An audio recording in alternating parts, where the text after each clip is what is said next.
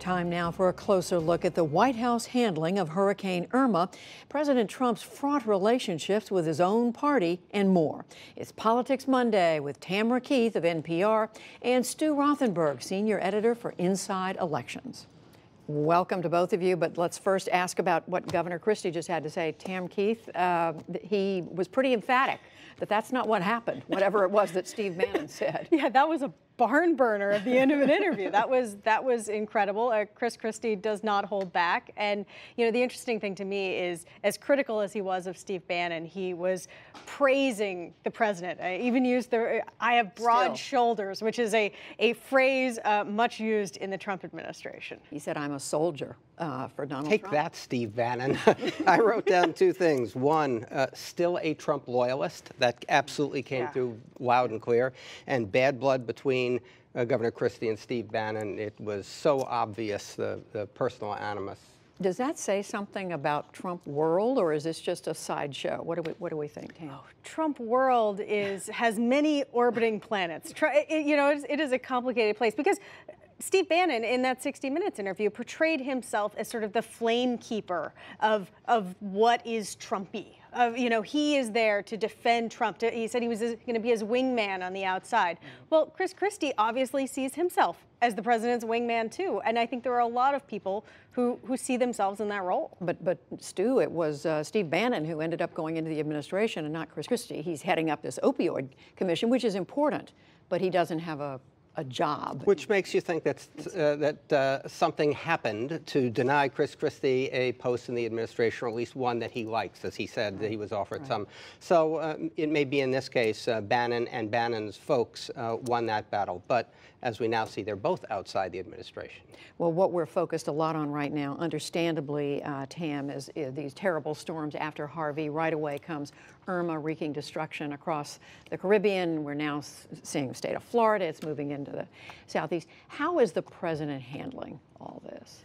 The president has kept a relatively low profile. He has not been sort of tweeting himself, though his account has tweeted videos of him. He's made some remarks here and there. He's really put Tom Bossert, who's his national security that's not the correct title. Homeland Security Advisor. He's put Tom Bossert out there, also his FEMA director. And, one thing that President Trump did is when he formed his team, he brought in people who have some experience in dealing with natural disasters, which is a mistake that the Bush administration made. And Stu, we know from a lot of experience that presidents can get into trouble when there's a natural disaster. It seems to me President Trump is trying very hard not to do that, to stay focused.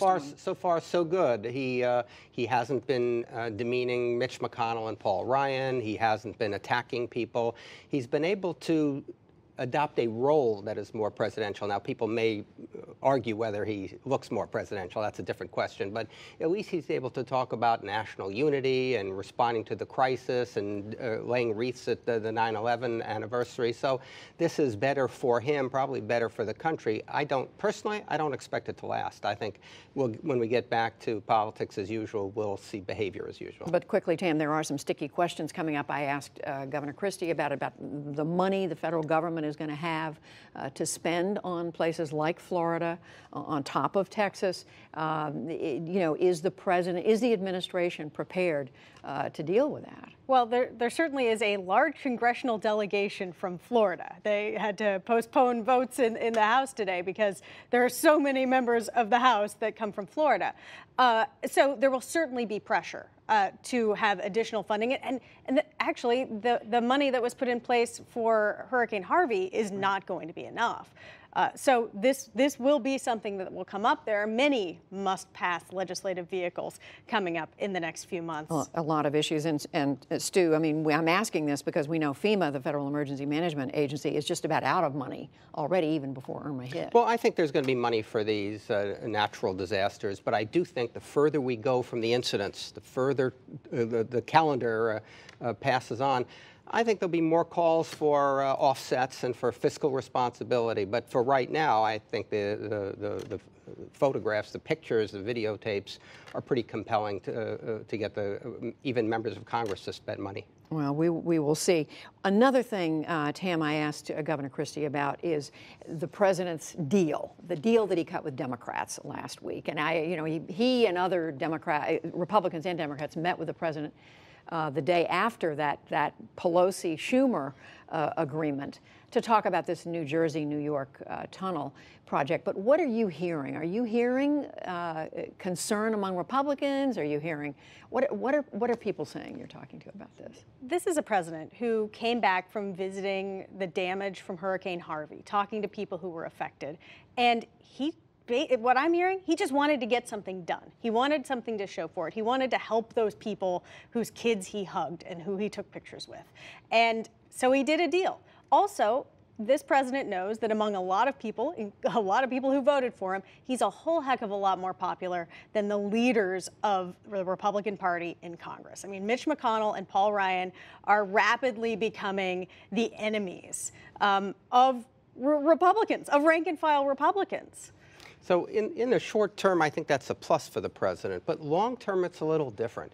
I don't see how the president benefits by belittling and criticizing the Republican leadership on the Hill. I don't see how he benefits by making it seem as though they're inept, incompetent, and can't pass anything, and only he can make a deal. I don't see how that helps him in the midterms, because if they lose, if the Republicans lose in the midterms, the president loses. Well, do we have reason to believe that this is something? I was trying to tease out what Governor Christie thinks, and he said, yeah, he'll continue to cut these.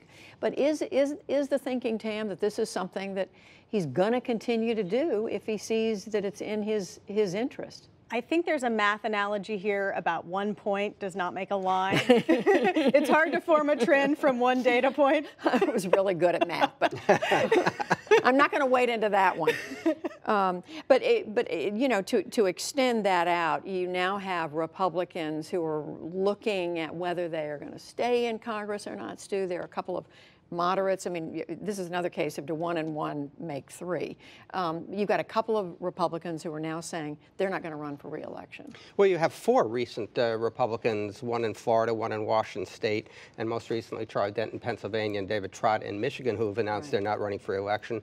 2 in Clinton districts and 2 in Trump districts. You have Senator Corker from Tennessee kind of talking about this. Right. I actually talked to Senator Corker last week about this, and he told me the very same thing.